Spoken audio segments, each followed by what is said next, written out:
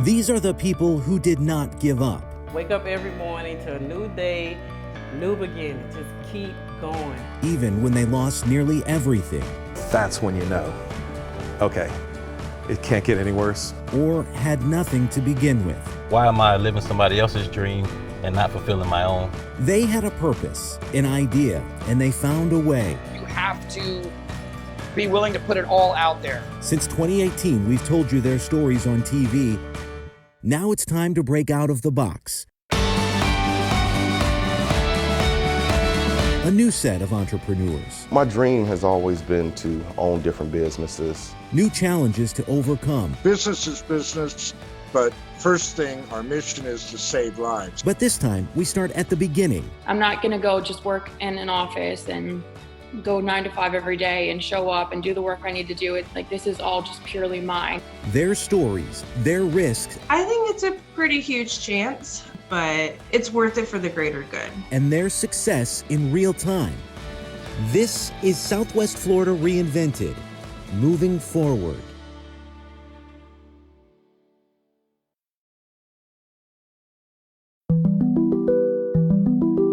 Always have a plan,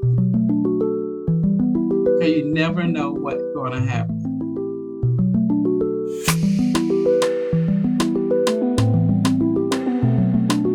Hey everybody, thank you so much for streaming episode 8. We are about 2 months into this project right now, which means in 2 weeks we're going to start introducing you to our next batch of small business owners. So today we thought we'd take a step back and do something a little different. I met Katina Fletcher a couple of years ago. She invited me into her Fort Myers apartment to show me the business she just started. I told her story on Fox 4 Morning News, and we'll play that again in just a second. Then we'll get an update on how Katina is doing now, and a lot has changed. So let's go back to May of 2019. Well, many of you have told us you can't fight the fear that one day your job and the way you support your family could be gone.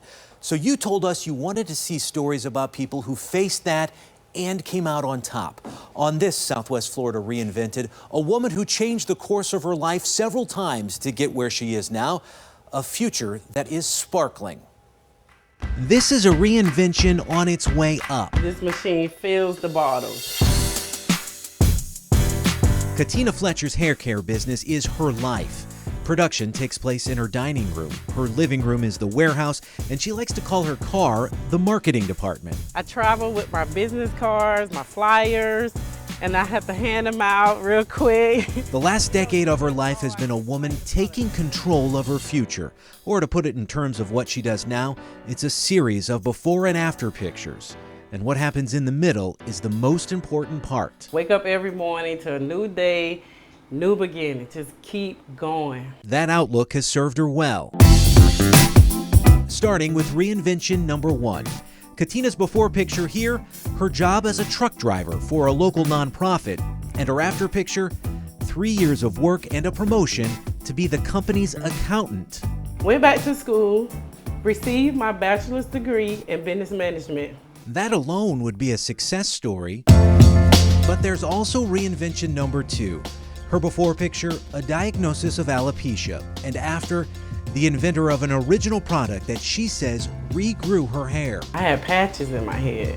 I mean, what woman will want to walk around with patches? Here's the story in the middle. Katina says her doctor's answer to her hair loss was medication, which she didn't want. So I decided, no. I'm gonna do my homework on this. How do that hair grow? How do the hair follicle grow? She already had her business degree, so Katina took up science next. She read books and took online classes, and for a year, she tinkered around with oils. What was it that made you think that you could do it on your own as opposed to listening to what a doctor was saying? Because my hair was growing back healthy without the medication. It was a remarkable achievement for what was just a hobby. But reinvention number 3 destroyed her sense of stability. Before, she had a good job, and after, well, she wasn't sure. I went to work one day, and the word was, Katina, we no longer need you. I didn't know what I was gonna do. I was lost. She says management cleared out some of the office staff. While most of us would have looked for a new job, Katina put her faith somewhere else. I did not want that to happen to me again. I gave that nonprofit organization my all. I went back to school for my degree to grow with this company. That's all I knew. So when that happened, I decided I was not gonna let no one else do me like that. That was the moment Diamond's Haircare was born. Katina decided from that point on she would only rely on herself. She took what she learned from her hobby and created more products, from oils and creams to shampoos. It's not easy, but slowly she's gained a following, selling her products online and in person in the Midwest and Georgia. This year, she was named a finalist for the Small Business Development Center's Distinguished Entrepreneur Award of Southwest Florida. That tells me that I'm doing something right. In fact, her next after picture will probably be an office because she's growing out of this apartment. I'm not where I would love to be. Retail store, my own warehouse. You have big things planned. Yes, this company gonna grow.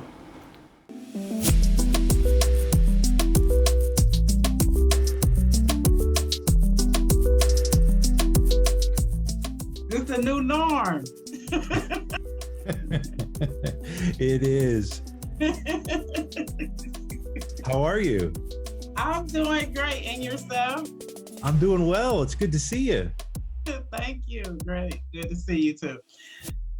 Well, Katina, what has happened to you and your business in the last 2 years? The business has been doing great. Now I'm at a point where I sell to retail stores, beauty supply stores. And I relocated and now reside in the state of Georgia. And there's definitely a connection between the two. Katina realized that a large number of her repeat customers live and like to shop in Georgia, so she moved there to be closer to them. A lot of opportunities here in the state of Georgia with the Hair Expo and the pop-up shops. And we got a lot of new clients and customers here, where the brand is most wanted and needed.